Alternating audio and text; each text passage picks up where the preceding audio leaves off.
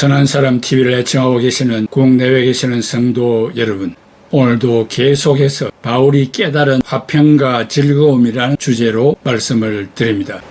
지난 시간에 이어 5번째, 이전에 몰랐던 하나님과의 화목과 화평을 누렸다는 사실입니다.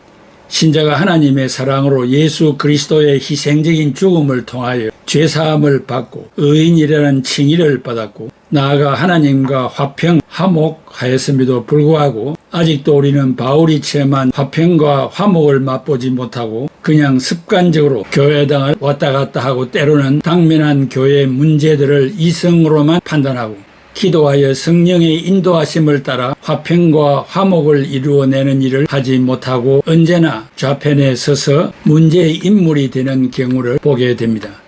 왜 하나님과 사람과 화평과 화목을 누리지 못하고 있는가? 아직도 이웃과 소통을 제대로 못하는 관계 회복이 안 된 성도가 있는가? 즉각 해결해야 합니다. 로마서 5장 1절에 그러므로 우리가 믿음으로 의롭다 하심을 받았으니 우리 주 예수 그리스도로 말미암아 하나님과 화평을 누리자라고 했습니다. 어떤 분은 모태신앙이라고도 하고, 어떤 분은 교회 출석이 일평생이 되기도 하고, 어떤 분은 직분자이기도 한데 내가 어떻게 구원받았는지 알지 못하고 있고, 그리하여 구원의 감격과 화평과 화목이 없고 이웃 성도의 남다른 헌신을 보고도 이해하지 못하는 경우가 허다합니다. 그러므로 우리가 구원받고 의롭다 하심을 얻은 결과물이 무엇인가를 기본적으로 교육을 받아야 합니다. 바울이 다메섹을 통하여 율법을 정리하고 변하여 새 사람이 된 것은 어떤 제도나 나의 행위로 된 것이 아니라 오직 예수님을 나의 구주와 주님으로 믿는 믿음으로 된 것이라고 했습니다. 로마서 5장 1절에 우리가 믿음으로 의롭다 하심을 받았으니, 우리가 전에는 원죄와 자범죄로 하나님과 원수가 되어 진노 아래 있었지만 이제는 믿음을 통하여 하나님과 올바른 관계를 맺고 있습니다. 하나님은 우리가 예수님을 나의 구주와 주님으로 믿는 것을 보시고 의롭다고 선언해 주신 것입니다. 그러면 바울이 놀라운 것을 깨달은 것은 무엇입니까?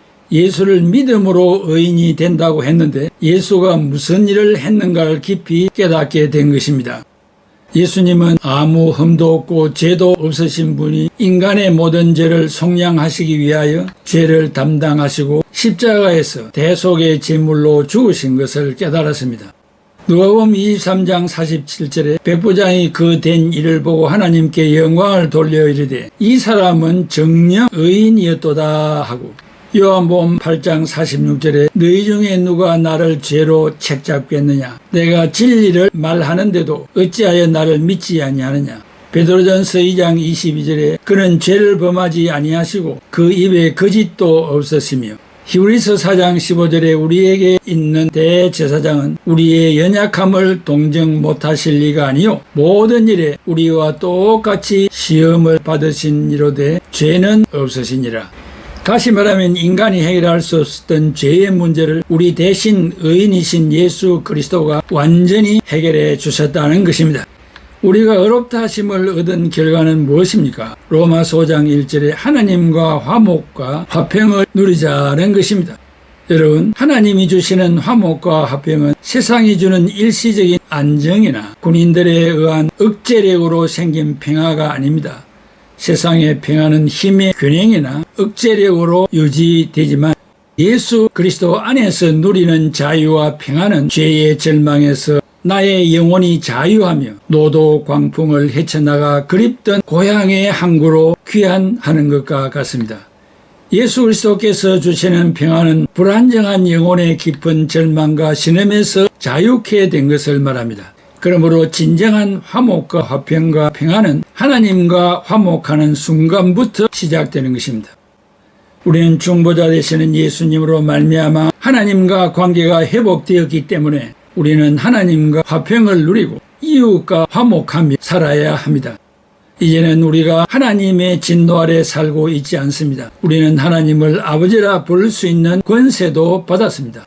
요한복음 1장 12절에 영접하는 자, 그 이름을 믿는 자들에게는 하나님의 자녀가 되는 권세를 주셨으니라고 했습니다. 육신의 아버지는 한계 상황이 있어서 자녀들을 책임지지 못합니다. 그러나 하나님 아버지는 우리를 끝까지 버리시지 않습니다. 시편 27편 10절에 내 부모는 나를 버렸으나 여호와는 나를 영접하시리니 우리를 눈동자같이 돌보아 주십니다. 사도 바울이 일평생 느끼고 깨닫지 못한 이런 것들을 다메섹 과정을 통하여 통감하게 되었고 과거를 일소하는데 1초도 지체할 수 없었습니다. 여러분, 위로 하나님과의 막힘이 없는 소통이 이루어지고 육신의 아버지를 대하듯이 두려움이 없는 자유를 누리고 관계의 회복이 성취되어야 합니다. 이런 사실을 깨닫는 것이 중요합니다.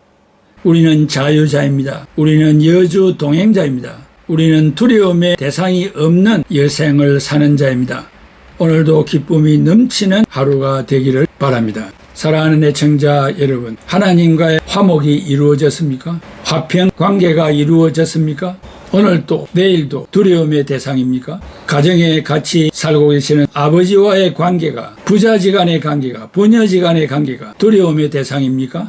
거리낌이 전혀 없는 화목과 화평이 있는 스윗홈이 아닙니까? 우리의 신앙생활도 위로 하나님과의 화평, 아래로 이웃과의 화목, 이것이 십자가입니다.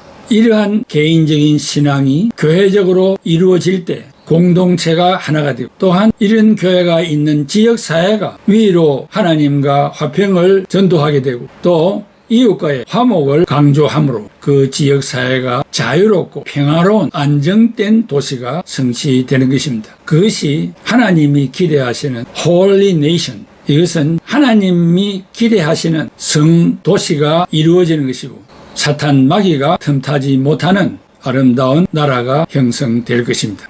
오늘도 개개인 여러분들이 위로 하나님, 아래로 이웃과의 그리낌 없는 관계가 성취되기를 기원합니다. 기도하겠습니다. 고마우신 아버지 하나님, 은혜와 사랑을 감사합니다. 어찌 범죄한 인간이 하나님과 화평을 누릴 수가 있겠습니까? 이기심이 팽배한 인간이 어떻게 이웃과 귀중한 것들을 나누며 정을 나누며 삶을 나눌 수 있는 화목이 이루어질 수 있겠습니까? 여기에 십자가가 있기 때문에 이 모든 일이 이루어진다고 생각합니다. 이 말씀을 경청하는 모든 분들에게 이와 같은 바울이 깨달은 이 진리를 잘 깨달아 길든지 짧든지 남은 여생에는 자유인으로서 살아가는 애청자들이 다 되게 하여 주시옵소서. 예수 그리스도의 이름으로 기도하옵나이다. 아멘.